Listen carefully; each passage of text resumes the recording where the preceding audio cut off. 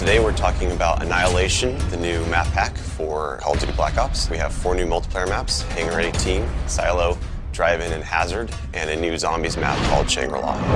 Hangar 18 is based in the highly controversial Area 51, and it has a lot of Easter eggs that play up the conspiracy theory aspect. Hangar 18 is a medium-sized map. It has a pretty classic multiplayer gameplay structure. All the paths lead through and around the hangar. It kind of caters for all game types. You've got your close quarters going through the hangar. You've also got some sniper points as well. Strategically, you want to hold down the hangar.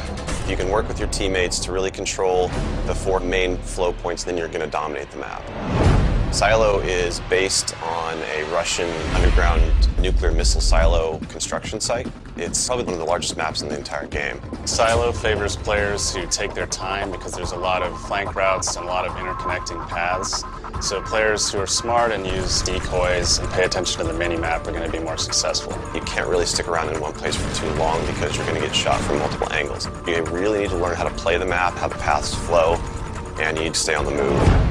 Nuketown was a really hugely successful and popular map with Black Ops, and we wanted to do another map in the DLC that kind of emulates that style of gameplay. Drive-In's a fairly small map, but it does have a variation of battles. You've got the wide open area in the middle, the actual Drive-In itself, but then you do have close quarter battles down the side.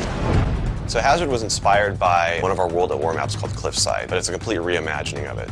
We've actually turned it into a golf course. It's a great level. Hazard is probably one of the only maps in the game that focuses almost exclusively on long-distance engagements, and the long-range snipers and LMG gunners and assault rifle guys are going to have an advantage. You're definitely going to want to avoid the fairway if you're not a sniper and stick to the edges of the map where there's some more intense choke points and medium-range engagements. The story in Shangri-La is shrouded in mystery. I love to leave it up to the fans to derive their own ideas from it and also discover the facts that we put in there. I hope they really get the sense that we've taken this to just a whole nother level with the new weapons, the new environment, the new ways of getting around the map and things like that. There's a lot of holding areas, escape hatches, and things that let you get out at the last minute, which is a contrast to Call of the Dead, where it was a very wide open map. This is a much tighter map. Don't hold out too long. If things look like they're getting rough, get out of there.